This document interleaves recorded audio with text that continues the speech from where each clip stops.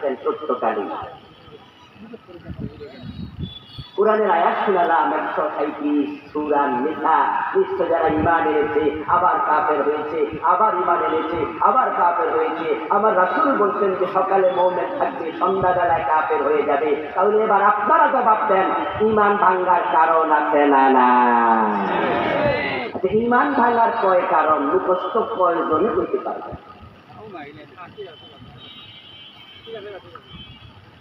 নবীজি মুহাম্মদ সাল্লাল্লাহু আলাইহি ওয়াসাল্লামের হাতে হাত রেখে কালেমা পড়ার পর কাফের হয়েছে এমন সাহাবীও ছিল। তিনি সাহাবী ছিলেন, এখন মুরতাদ। আমরা কালেমা পড়ছি কার হাতে? মুক্তাদুর হুজুরের হাতে। কি আমার সাথে দ্বিমত আছেন নাকি? আমরা অধিকাংশ কালেমা পড়ছি মুখস্থ কোথায়? আপনারা এলাকায় মুক্তব আছে? ছোটবেলা মুক্তবে আমরা 5টা কালেমা পড়ছি, বলছি না? কালেমায়ে তাওহীদ, কালেমায়ে তাওহীদ, রিসালাতি, শাহাদাত, এগুলো আমরা মুখস্থ করছি। কালেমায়ে মুজমাল, কালেমায়ে মুফাসসাল, এই এলাকায় কি ছিল এগুলো? আমানতু বিল্লাহি কামা হুয়া বিআসমাইহি ওয়া সিফাতিহি, বুঝছেন না এগুলো? মুক্তবে শিখেছি আমরা কালেমা।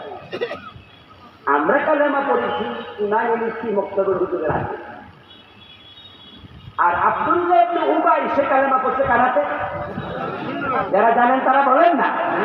সে কালেমা কি মুক্তাদুর হুজুরের কাছে পড়ছিল? দুনিয়ার সেরা মানুষের হাতে। কিন্তু আব্দুল্লাহ ইবনে উবাই কালেমা পড়ার পরেও কি সে আসলে মুমিন হয়েছে?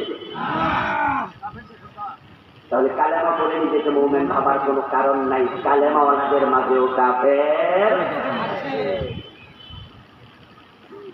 নবীজির হাতে হাত রেখে কালেমা পড়েছিল এক ব্যক্তি, তার নাম ছিল ইবনু খাতান।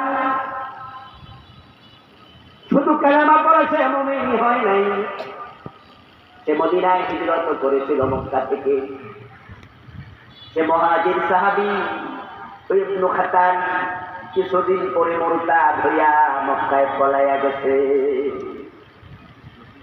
ইবনু খাতান শুধু মক্কায় পালিয়ে যায়নি, সে মক্কার বাজারে বাজারে রাসূলের বিরুদ্ধে নিজে কবিতা লিখে মানুষের কাছে পড়ে বদনাম করে বেড়াত।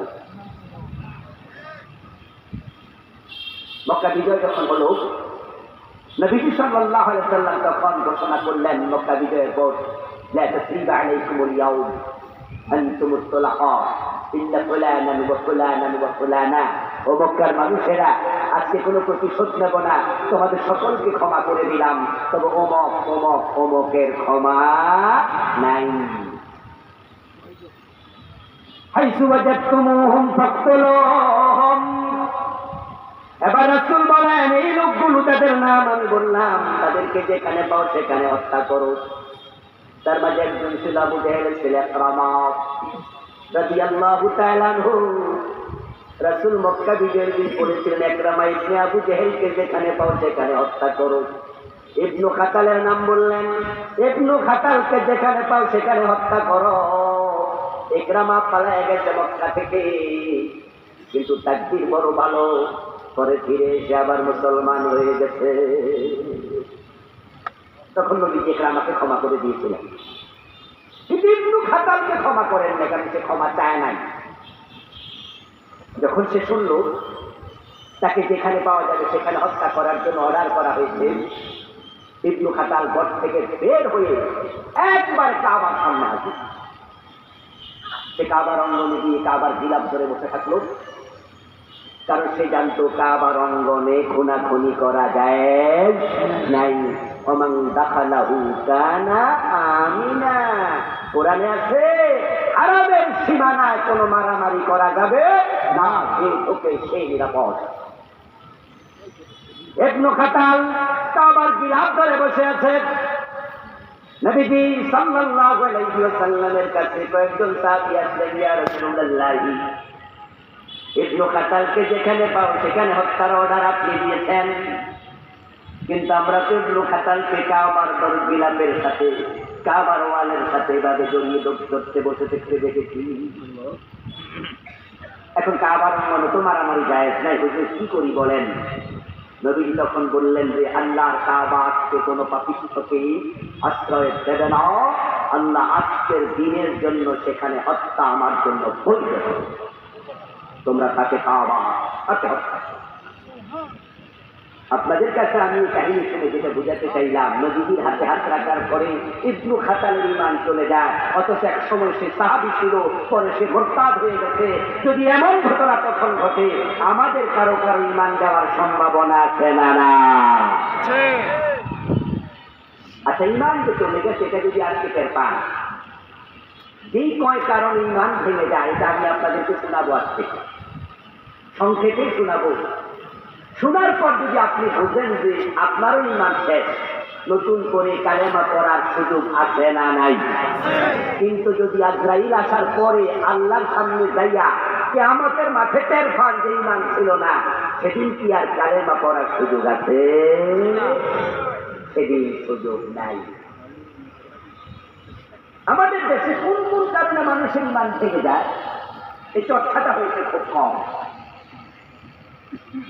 নামাজ আলহামদুলিল্লাহ ওয়াজ আছে বিদায় এখনো মানুষ নামাজি আছে, রোজার ওয়াজ আছে বিদায় এখনো রোজা আছে, হজের ওয়াজ আছে বিদায় এখনো প্রতি বছর 1 লক্ষ লোক কাবা হজ করতে যায়।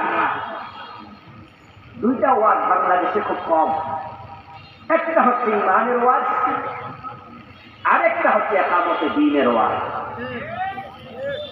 3.5 লাখ মসজিদের মিম্বার থেকে যদি নামাজ, রোজা, হজ, যাকাতের ওয়াজের মতো ইকামতে দ্বীনের ওয়াজ শুরু হয়ে যেত, অনেক আগেই বাংলাদেশে দ্বীন কায়েম হয়ে যাওয়ার কথা। নামাজ পড়া যেমন ফরজ, আল্লাহর জমিন আল্লাহর দ্বীন কায়েমের চেষ্টা করাও ফরজ। কোরআনে আছে আকিমুস সালাহ, নামাজ কায়েম করো। ঠিক সেই কোরআনে সূরাতুশ শূরার 13 নম্বর আয়াতে আছে আন আকিমুদ দীনা, দ্বীন কায়েম করো। একই শব্দ না ভাই? প্লিজ কথা বলুন। একই শব্দ না? আকিমুস সালাহ, আকিমুদ দ্বীন, একই শব্দ বলেছেন একই আল্লাহ। আকিম অর্ডারের মাধ্যমে যদি নামাজ কায়েম ফরজ হয়, আকিমুদ দ্বীনের মাধ্যমে দ্বীন কায়েম কি ফরজ নয়? তো নামাজের এত ওয়াজ, তো দ্বীন কায়েমের ওয়াজ করি। পরে আমরা কিছু আলেম আছি, আমরা এই ওয়াজ করি আলহামদুলিল্লাহ। আর বাংলাদেশের মানুষও দ্বীন কায়েমের ওয়াজ যদি রাস্তা দিয়ে হাঁটতে হাঁটতেও শোনে, রাস্তা দিয়ে হেঁটে যাচ্ছে অথবা গাড়িতে চলে যাচ্ছে, আওয়াজ আসছে বাইকে, এখানে একটা মাহফিল হচ্ছে মনে হয় যেন, তখন প্রাইভেট কারের গ্লাসটা একটু খিচিয়া নামাইলো যে হুজুর কি ওয়াজ করে, 1 মিনিট তো কমপক্ষে এলাকা যেতে লাগবে, মাইকের আওয়াজ একটু শুনি। হেঁটে হেঁটে যাচ্ছে, ওয়াজ শোনার চিন্তা নাই, এমনি একটু কান দিল হুজুর কি ওয়াজ করে। যখনই দ্বীন কায়েমের ওয়াজ শোনে, তখন শ্রোতারা মনে মনে কয় এই হুজুর মনে কোনো দল, মানে দ্বীন কায়েমের ওয়াজ শুনে আন্দাজে কইয়া লাগে অমুক দল মনে করে। তাহলে কি প্রমাণ হলো? দ্বীন কায়েমের ওয়াজ একটা দল বেশি বেশি করছে, অথচ নামাজের ওয়াজ সবাই করে। নামাজের ওয়াজের মতো দ্বীন কায়েমের ওয়াজ যদি আমরা শুরু করে দেয়, এই দেশে যাও আমরা কখনো ক্ষমতা আসতে পারবে না।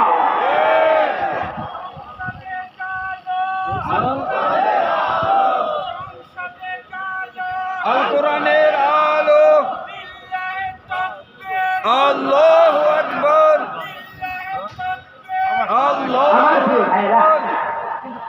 নামাজ কায়েমের ওয়াজ যদি ফরজ হয়, তাই সব ক্ষতি করে। দ্বীন কায়েমের ওয়াজও ফরজ, সকল আলেম ওলামা এই ওয়াজটাও করা দরকার আছে না? নাই। দ্বীন কায়েম কোন দলকে ঠিকাদারি দেবেন না, কোন দল নিজেদেরকে দ্বীন কায়েমের ঠিকাদার মনে করে না। আমরা যারা দ্বীন কায়েমের কথা বলছি, আমরা মনে করছি না এটা আমরা নিজ নিয়েছি। দ্বীন যেমন আমাদের সবার, এই ওয়াজও করা দরকার সবার। যতদিন না সবাই মিলে কাজ না করবেন, ততদিন দ্বীন কায়েম হবেও না। আমরা দ্বীন কায়েমের কথা বলতে বলতে আল্লাহর কাছে চলে যাব। দ্বীন যদি কায়েম নাও হয়, আল্লাহর কাছে আশা করছি আমরা মুক্তি পাবো ইনশাআল্লাহ। আমরা চেষ্টা করেছি, বলেছি। আর যদি দ্বীন কায়েম হয়ে যায়ও, আর আপনি দ্বীন কায়েমের ওয়াজ থেকে দূরে থাকেন, আল্লাহর কাছে আপনি জবাব দিতে পারবেন না। প্রিয় ভাইরা, 10 কারণে ঈমান চলে যায়। কয় কারণে? সবাই বলুন দয়া করে কথা বলুন একটু কয় কারণে? 10 কারণে ঈমান চলে যায়। আমার লিখা মোট 8টা বই আছে আলহামদুলিল্লাহ, তার মাঝে একটা বই হচ্ছে ঈমান কুফর ও নিফাক। এই বইটাতে আমি 10টি কারণে লিখেছি। ঈমান ভঙ্গের 10 কারণ নিয়ে আলাদা পুস্তিকা লিখেছে আরব বিশ্বের কয়েকজন আলেম। যদিও আমি 10 কারণ নিয়ে বইটা লিখিনি, এটার মাঝে আমি নিফাক লিখেছি, শিরক লিখেছি, আরো কিছু লিখেছি আলাদা আলাদা বিস্তারিত। কিন্তু শুধু 10 কারণ নিয়ে আলাদা বই লিখেছে আরব বিশ্বের কয়েকজন রাইটার, যাদের বই আমি পড়েছি।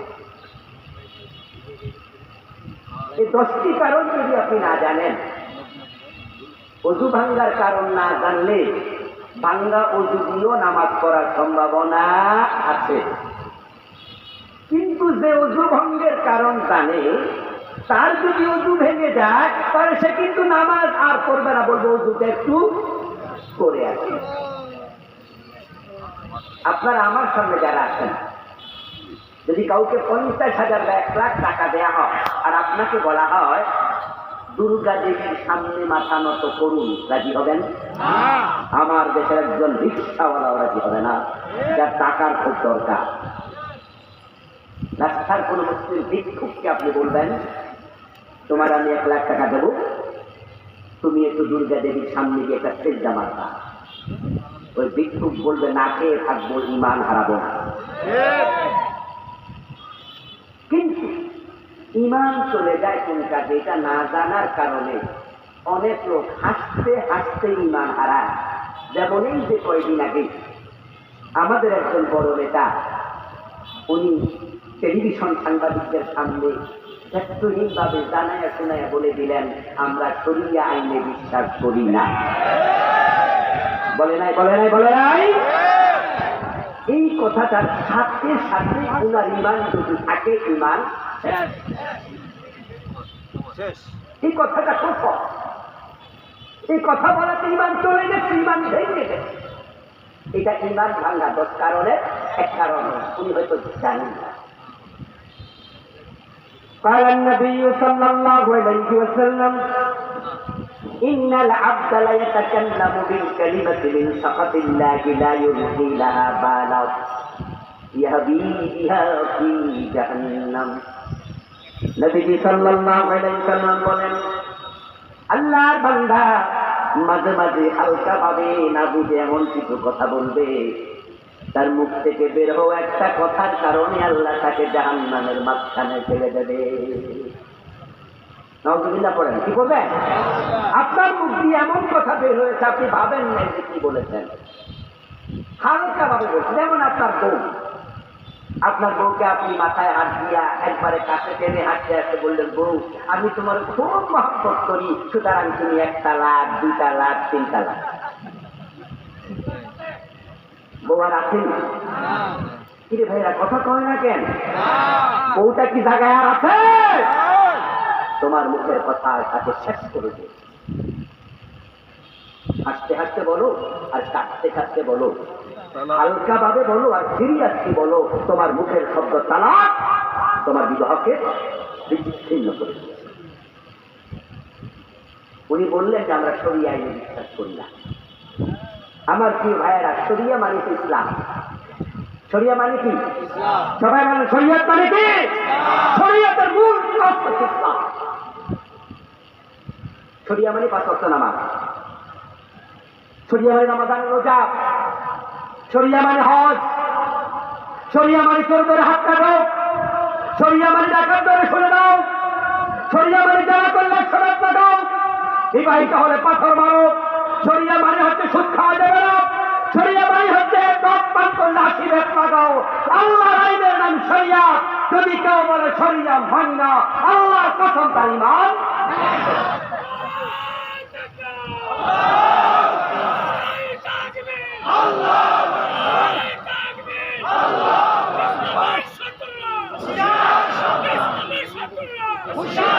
আমার প্রিয় ভাইয়েরা, আচ্ছা 5 ওয়াক্ত নামাজ পড়ে আবার দরবারে গিয়ে পীরের পায়ে সেজদা মারে, এমন কিছু নামাজি বাংলাদেশে আছে না নাই? মাইজবান্ডার শরীফে কি মসজিদ নাই? আর মাজারের পাশে ওখানে সকল মুরিদ বেনামাজি নয়, তারা নামাজ পড়ে আবার হুজুরের সেজদা করে। আগ্রসীর নাম শুনেছেন? আগ্রসী কি মসজিদ নাই? হ্যাঁ, আমি সেখানে গিয়েছিলাম 2-3 বছর আগে। আমি সেখানে নামাজ পড়েছি তাদের মসজিদে।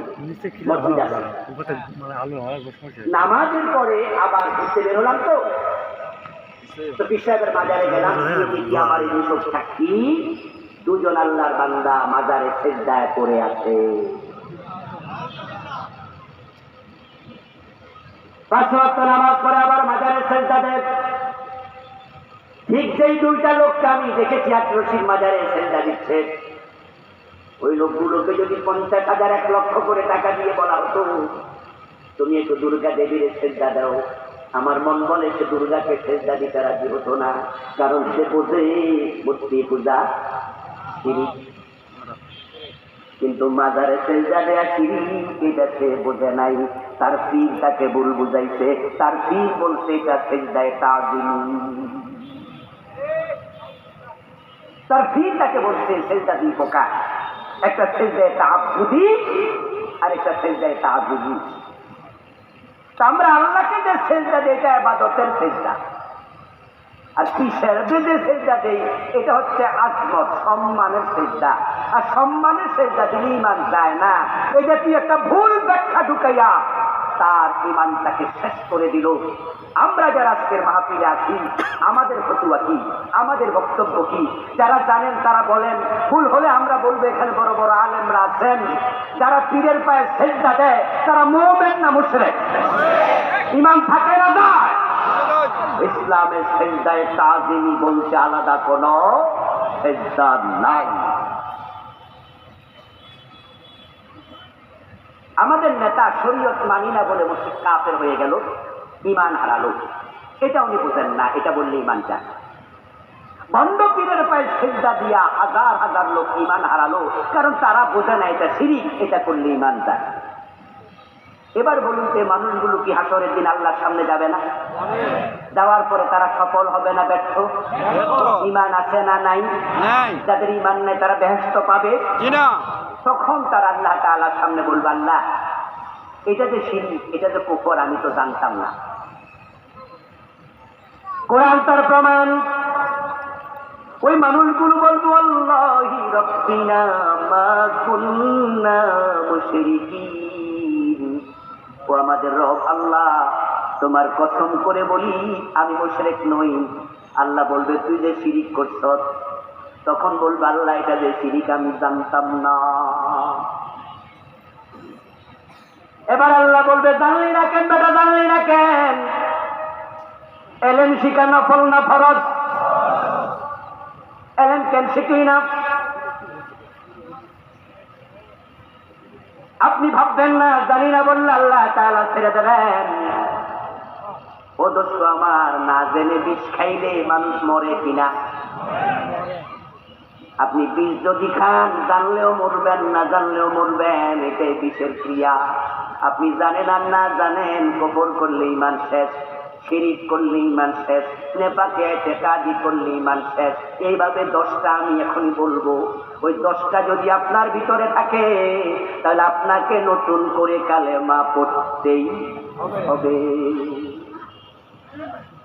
ওই লোকগুলো বলবে, আল্লাহ এখন বুঝছি আমার যে ঈমানটা চলে গেছিল, আমি যে কুফরি কালাম করছি। বাংলাদেশে আমি যে কিছুক্ষণ আগে বললাম, মাইক্রোস্কোপ দিয়ে তাকাই, কোরআন হাদিসের মাইক্রোস্কোপ চোখে লাগাইয়া ঈমানওয়ালা আমি খুব কম দেখি। এর কারণে বই লিখতে গিয়ে আমি কুফরগুলো, শিরিকগুলো আলাদা করেছি। 56টা কুফর এই বইতে আমি লিখেছি। একটা কুফর বাংলাদেশে ঘরে ঘরে ঢুকে বসে আছে, সেটার নাম ধর্ম নিরপেক্ষ মতবাদ। সেকুলারিজম কুফর, সেকুলারিজম কুফর, ধর্ম নিরপেক্ষতা কুফর।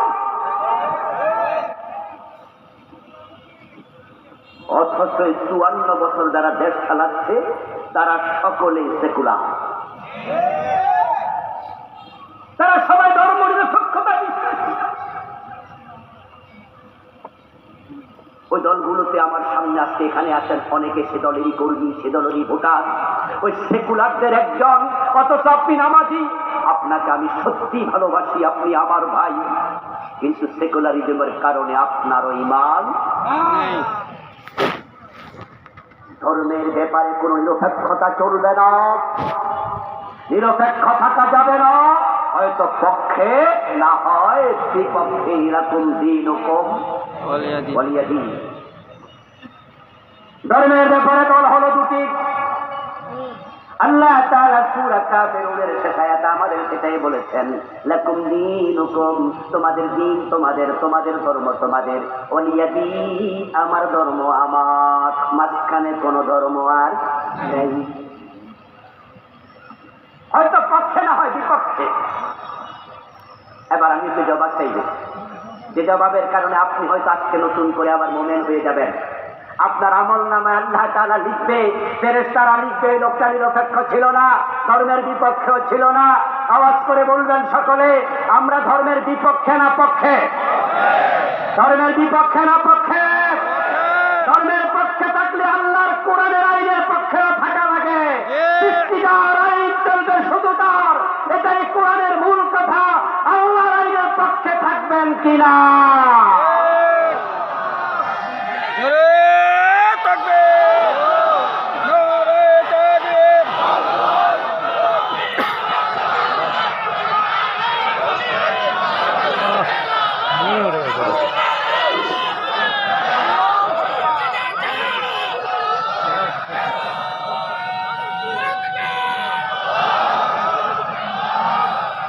আমার প্রিয় ভাইরা, আমরা কি কোন দলের কথা বলেছি? বলেছি অমুক দলের পক্ষে থাকবেন, হাত তোলেন, বলেছি? আমরা আল্লাহর কোরআনের আইনের পক্ষের কথা বলেছি, ঠিক না? আমরা ধর্মের পক্ষের কথা বলেছি। ধর্ম মানতে গেলে কোন দল যদি নারাজ হয়ে যায়, নাখুশ হয়ে যায়, দলের পথ চলে যায়, দলের কপালে লাথি মারতে হবে।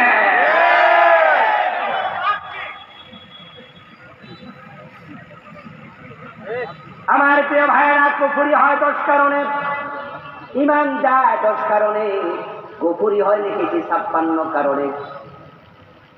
এখন কেমনে মানুষ কাফের হয়, কেমনে ঈমান যায়, আমি আপনাদের সামান্য করে বুঝাই। ঈমানটা কি সেটা না বুঝলে কুফরি বুঝবেন না। এখন ঈমান হচ্ছে ওয়া তাসদীক বিমা জাআ বিহি নবী সাল্লাল্লাহু আলাইহি ওয়াসাল্লাম মিন ইনদিল্লাহ। ঈমান মানে লা ইলাহা ইল্লাল্লাহ কালেমা পড়া নয়। এই কালেমা আব্দুল্লাহ ইবনে উবাই পড়েছে, সেই ঈমানদার নয়। তবে হ্যাঁ, ঈমান আনতে হলে কালেমা পড়তেই হবে। তবে কালেমা পড়লে আপনি মুমিন, এটা ভাবার কোনো কারণ নাই। আমার প্রিয় ভাইয়ের, আপনারা কি কাদিয়ানীর নাম শুনেছেন? যারা শুনেছেন তারা বলুন, কাদিয়ানীর নাম শুনেছেন? আচ্ছা, কাদিয়ানীদের নামাজে কি আত্তাহিয়াতু নাই? আছে। আত্তাহিয়াতুর মাঝে কালেমা নাই, আশহাদু আল্লা ইলাহা ইল্লাল্লাহু ওয়া আশহাদু আন্না মুহাম্মাদান আবদুহু ওয়া রাসূলুহু। তো কাদিয়ানী কাফের কেন? তারা তো কালেমা প্রতিদিন পড়ে। কাদিয়ানীর মসজিদে মুয়াজ্জিন সে কি কানে হাত দিয়া আযান দেয়ার বাদে আশহাদু আল্লা ইলাহা ইল্লাল্লাহ বলে না? আশহাদু আন্না মুহাম্মাদুর রাসূলুল্লাহ বলে না? তো সে কাফের কেন? এদেশের হানাফি, এদেশের আহলে হাদিস, এদেশের কওমি, এদেশের আলিয়া, এদেশের সকল আলেম আমরা একটা মাসালায় কমপক্ষে একমত। বিভিন্ন মাসালায় আমরা মতভেদ করি, যেমন কেউ কিয়াম করে, কেউ কিয়াম করে না, কেউ নাভিতে হাত বাঁধে, কেউ বুকে হাত বাঁধে। আমরা এক একজন এক এক মাযহাব মানি, কিন্তু একটা মাসালা একমত, সেটা হলো কাদিয়ানী কাফের। আলিয়ার আলেমরা আমরা বলি কাদিয়ানী কাফের। কওমি আলেমরা কি করে? কথা বলে না কেন ভাইরা? কাফের বলে কি না? আমরা হানাফিরা বলি কাদিয়ানী কি? আহলে হাদিসের ভাইরা কি বলে? দেখেন, এক মাসলে আমরা একমত, কাদিয়ানী কাফের। অথচ কাদিয়ানী মুয়াজ্জিন দিনে 5 বার আযান দেয়, কালেমার আযান, আশহাদু আল্লা ইলাহা। তো কাফের ফতুয়া কেন? এই কালেমা পড়ার পরও কি মুমিন নয় কেন? কারণ ঈমান হচ্ছে তাসদীকুন নবী সাল্লাল্লাহু আলাইহি ওয়াসাল্লাম বিমা জাআ বিহি মিন ইনদিল্লাহ। আল্লাহর পক্ষ থেকে নবী মুহাম্মদ সাল্লাল্লাহু আলাইহি ওয়াসাল্লাম যে ওহী আনছেন, কোরআন আনছেন, সেটার শুরু থেকে শেষ পর্যন্ত সবটাকে বিশ্বাস করার নাম ঈমান। এই কোরআন মাজিদের বিসমিল্লাহর বা থেকে মিনাল জিন্নাতি ওয়ান নাসের সিন পর্যন্ত যা আছে সবটা মেনে নিতে হবে, সবটা মানার নাম ঈমান। কাদিয়ানীরা যে কোরআনের একটা জিনিস মানে নাই, সেটা হলো বিশ্ব নবী, শেষ নবী। তারা নামাজ মানে, রোজা মানে, হজ মানে, যাকাত মানে, কিন্তু রাসূলকে খাতামান নবিয়্যিন তারা মানে না। নবীজিকে তারা শেষ নবী না মানার কারণে কাদিয়ানীদের ঈমান আছে না গেছে? জোরে বলেন না, আছে না গেছে? যদি কেউ বলে আমি কোরআন মানি না, যদি কেউ বলে আমি 29 পারা মানি, দেখি দেখি আপনাদের ফতোয়া আছে 29 পারা মানে, 1 পারা মানে না, সে কি মোমেন না কাফের? যদি কেউ 15 পারা মানি, তাহলে সে অর্ধেক মোমেন, ঠিক না? যদি কেউ বলে আমি 1 অক্ষর মানি না, সেও কি?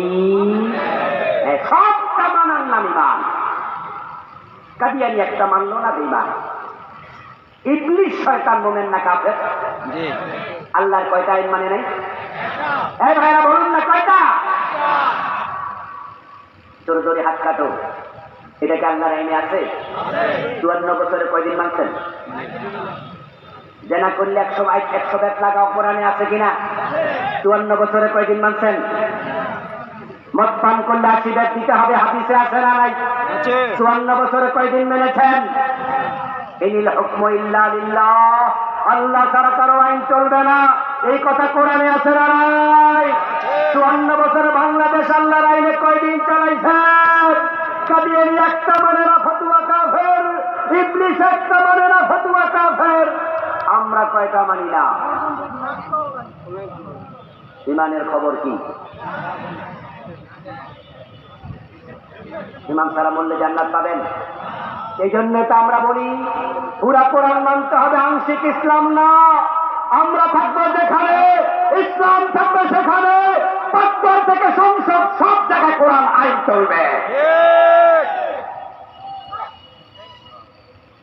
সেকুলারিজম প্রপার আরো আছে 55-56টা লিখেছি। ঈমান দেওয়ার প্রথম কারণ শেষ। ঈমান বাঁচাতে হলে কুফরি করা যাবে না। ঈমান দেওয়ার দ্বিতীয় কারণ হচ্ছে শিরিক। শিরিক করলে ঈমান থাকে না, শিরিক করলে ঈমান চলে যায়। ওয়ালা ওয়াশরাকু লাহাবিতা আনহুম মা কানু ইয়ামালুন, সব শেষ। কিন্তু নির্বাচন তো আসছে, ফেব্রুয়ারিতে নির্বাচন হওয়ার সম্ভাবনা খুব বেশি। আমাদের কত নেতা এই মাইকটা হাতে নিয়ে জনসভায় লক্ষ মানুষের সামনে শিরিক করবে। আপনাদের ভোট পাওয়ার জন্য আপনাদেরকে ঘোষণা দিয়ে বলবে আপনারাই তো সব, আপনারা আমাকে আবার এমপি বানান, জনগণ সকল ক্ষমতার উৎস। এই কথাটা সুস্পষ্ট শিরক। সকল ক্ষমতার মালিককে, ক্ষমতার উৎসকে, আন্নাল কুওয়াতা লিল্লাহি জামিআ কুলিল্লাহুম্মা মালিকাল মুলকি তুতিল মুলকা মান তাশা।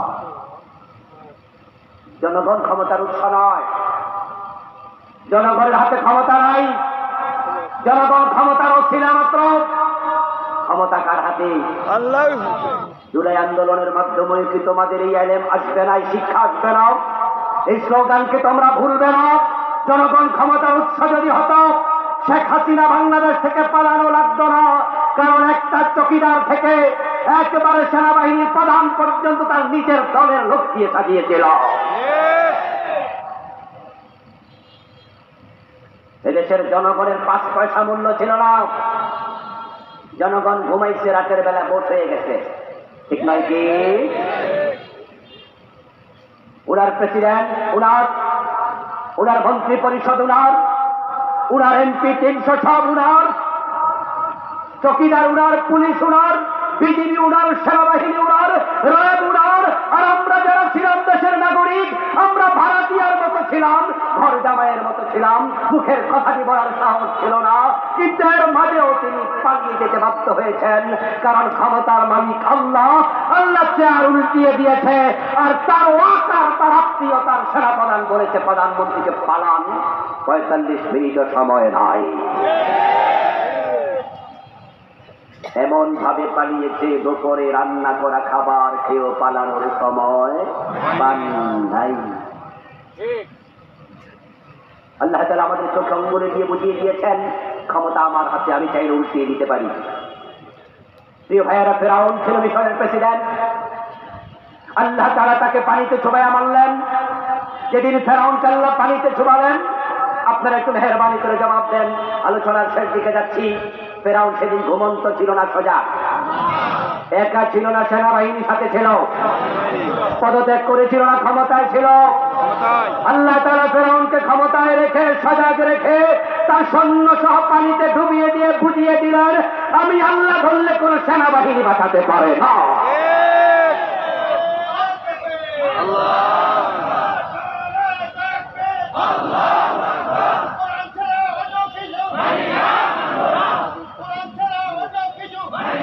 প্রিয় ভাইয়েরা, সকল ক্ষমতার মালিক কে? শিরক করবেন না, শিরক করবেন না। ছেলে হোক মেয়ে হোক, দুটি সন্তান যথেষ্ট। বেশি হলে খাওয়াবে কে? এই জাতীয় চিন্তার সন্তান বেশি নেয় না। এই লোকগুলা স্লোগানের ধোকায় পড়েছে। আমরা স্লোগানটাকে উল্টিয়ে দিতে চাই। আমরা বলতে চাই, ভোগ দিয়েছেন যিনি, আহার দেবেন তিনি। দুজনকে খাওয়াছে আল্লাহ, 10 জনকে খাওয়াবে সে আল্লাহ।